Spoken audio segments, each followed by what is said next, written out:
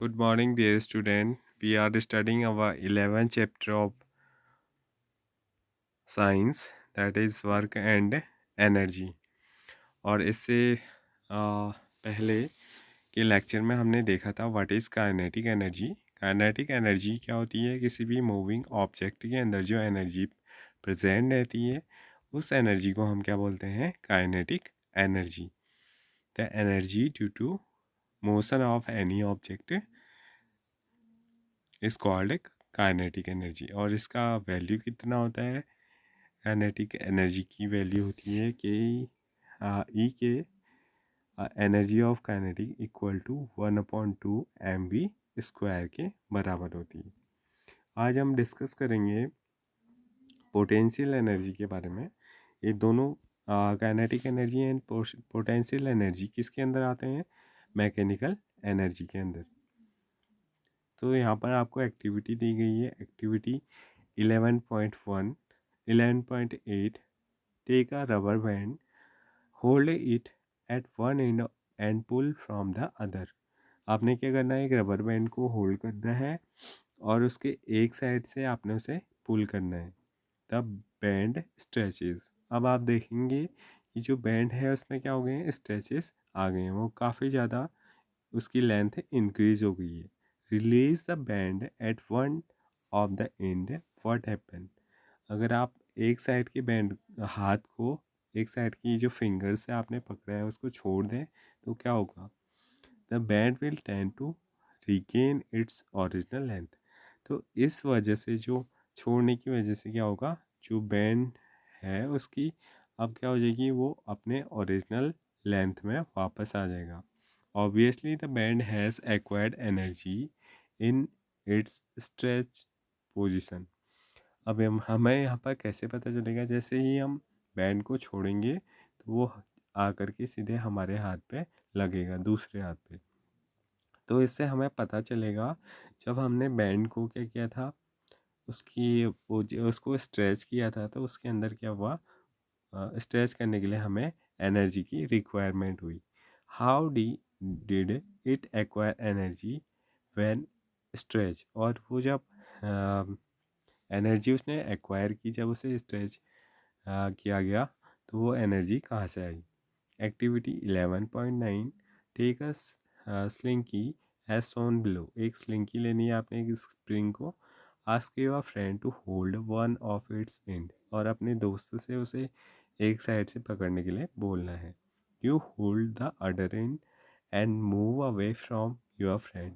आपने दूसरे साइड से उस सिंकी को पकड़ना है और अपने फ्रेंड से दूर जाना है। Now you release the slinky. अब आपने क्या करना है? सिंकी को छोड़ देना है।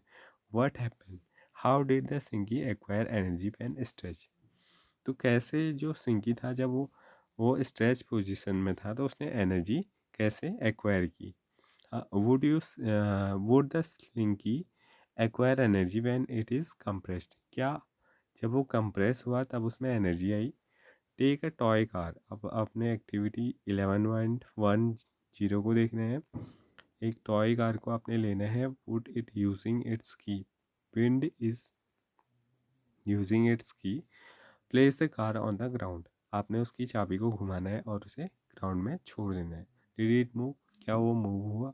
From where it acquire energy? उसके अंदर वो एनर्जी कहाँ से आई? Does the energy acquire depend on the number of windings? क्या वो एनर्जी नंबर ऑफ विंडिंग्स पे डिपेंड थी? How can you test this? आप ऐसे इसको कैसे टेस्ट करेंगे? जैसे जैसे आप अलग अलग टाइम पीरियड में अलग अलग नंबर ऑफ विंडिंग करेंगे तो क्या देखेंगे आप? जो कार ने डिस्टेंस ट्रैवल की है उसमें कुछ डिफरेंस है। Activity 11.11 land the object through a certain height. आपने किसी ऑब्जेक्ट को सर्टेन हाइट से क्या करना है? छोड़ देना है। तो object can now do work. अब क्या हो रहा है? ऑब्जेक्ट में एक वर्क हो रहा है। It begin to fall when released. और ये जैसे ही हमने बॉल को छोड़ा तो उसकी डायरेक्शन कहाँ की ओर होगी? नीचे की ओर। वो नीचे की ओर क्या करेगा? मूव होगा। This impulse that it has acquired some energy. और ऐसा होने के लिए इसके अंदर क्या होगी? कुछ ना कुछ एनर्जी होगी। If raised to a greater height, it can do more work and hence possess more energy. अगर हम उसको उससे भी ज़्यादा ऊपर वाली पोजीशन से अगर हम छोड़ें तो उसके अंदर क्या होगी, एक एनर्जी आएगी जो पहले वाले जो पोजीशन थी उससे ज़्यादा होगी। यानी कि अगर हम इस वाली पोजीशन से किसी ऑब्जेक्ट को या किसी बॉल को छोड़ें तो वो नीचे जा कर के कुछ इसमें क्या होगा, दोबारा से ऊपर की ओर मूवमेंट दिखाई देगा। ऐसे ही अगर हम एक दूसरी बॉल को उससे ज़्यादा हाइट से छोड़ें तो उसका जो बैक पोजीशन होगी वो ज़्यादा होगी। In the above situation, the energy get stored due to the work done on the object. इन सारे situations में हमने एक चीज़ कॉमन देखी, वो क्या थी, यहाँ पर जो एनर्जी आ रही थी वो किसकी वजह से आ रही थी, जो भी वर्क डन हो था ऑब्जेक्ट के ऊपर। The energy transform to an object is store as potential energy. तो किसी भी ऑब्जेक्ट में जो एनर्जी ट्रांसफॉर्म्ड हुई है और वो उसमें स्टोर है, उस एनर्जी को हम क्या बोलेंगे, potential energy. If it is not used to cause a change in the velocity और speed of the object.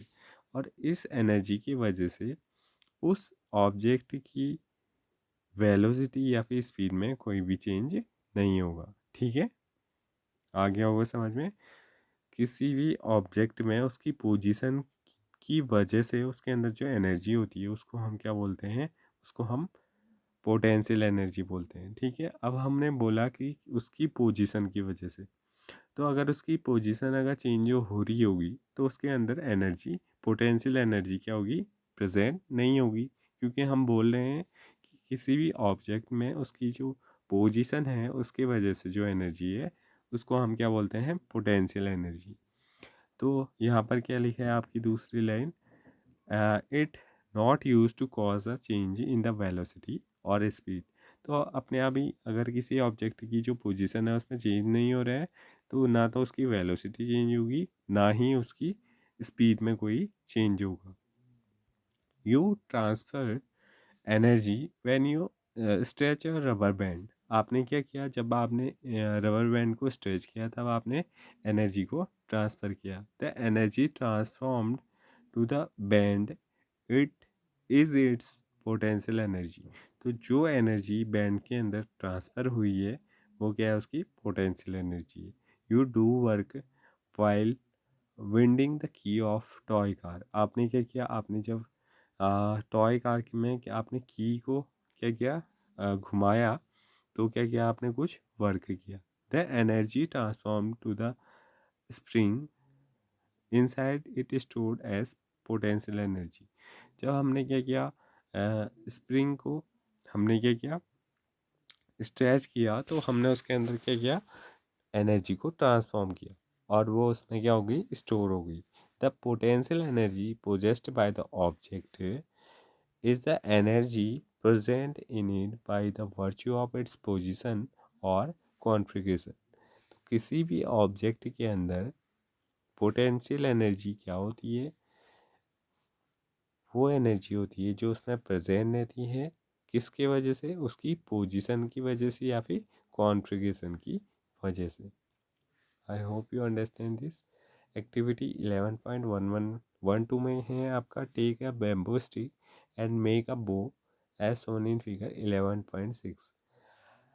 Place an arrow made of a light stick on it with one end support by the stretching string. Now stretch the string and raise the arrow. Notice the arrow flying off the bow.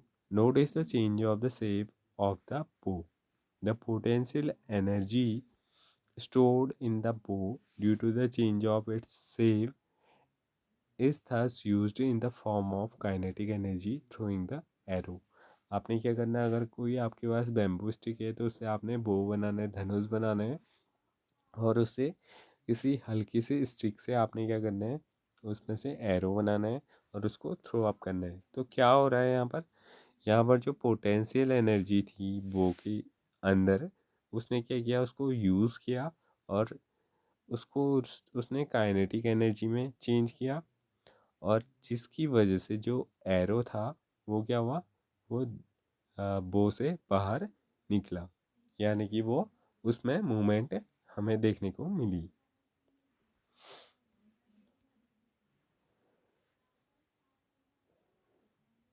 Next topic is potential energy of an object at a height. किसी height पर जाने पे किसी object की जो potential energy है उस पर क्या इफेक्ट पड़ता है। On object increasing its height were raised through a height, this is because work is done on the against gravity while it is being raised. क्या होता है जब भी कोई ऑब्जेक्ट की हाइट में इंक्रीजेस देखने को मिलते हैं, ठीक है, तो उसकी एनर्जी भी क्या होती है, इंक्रीज हो जाती है।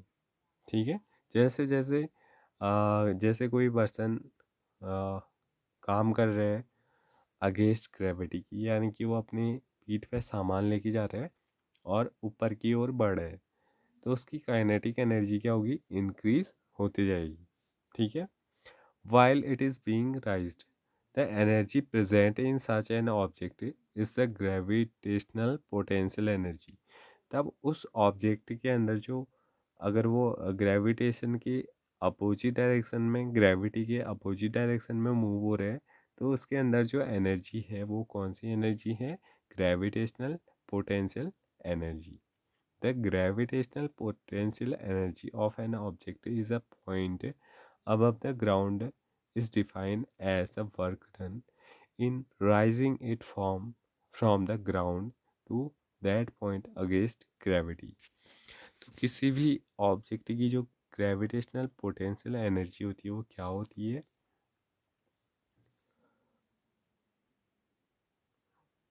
किसी भी ग्राउंड से अगर हम किसी भी ऑब्जेक्ट को राइज कर रहे हैं तो उसके लिए हमें जितना वर्क डन करना पड़े, ठीक है, वो क्या होगी, उसकी ग्रेविटेशनल पोटेंशियल एनर्जी होगी। नहीं आया समझ में? अगर यहाँ पर कोई ऑब्जेक्ट है, रुको मैं आपको समझाता हूँ। जैसे यहाँ पर कोई ऑब्जेक्ट है और इसको हमने अगेंस्ट ग्रेविटी, यहाँ क्या है, ग्रेविटी जो होती है वो नीचे की ओर लगती है, और ये अगेंस्ट ग्रेविटी हमने उसको उसकी पोजीशन में चेंज करना है। सपोज ये ए पोजीशन है, ए पॉइंट है और ये बी पॉइंट है। किसी ऑब्जेक्ट में हमने जितना वर्क डन करना पड़ेगा इस ए पॉइंट से ऑब्जेक्ट को मूव करने में बी पॉइंट तक, उसको ही हम क्या बोलते हैं, ग्रेविटेशनल पोटेंशियल एनर्जी बोलते हैं। ठीक है, it is easy to arrive at an expression of the gravitational potential energy of an object at a height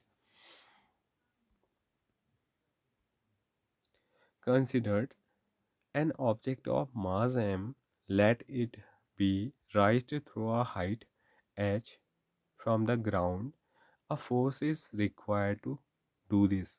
किसी एक m मास वाले ऑब्जेक्ट को अगर हमने h हाइट तक ले जाना है तो उसके लिए जो वर्क डन करना पड़ेगा, उसके लिए हमें क्या करनी पड़ेगी, फोर्स की रिक्वायरमेंट होगी। The minimum force required to raise the object is equal to the weight of the object.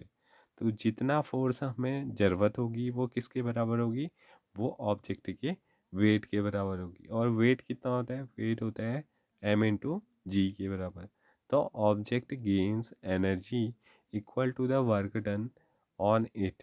Let the work done on the object against gravity W, that is work done equal to force into displacement। और force की value कितनी है, mg है, और displacement हमें कितना करना है, हमें h हाइट तक जाना है। तो जो वर्क डन होगा वो किसके बराबर होगा, mg h के बराबर होगा। ठीक है, since work done of an object is the equal to mgh, an object equal to mgh units is gained by the object।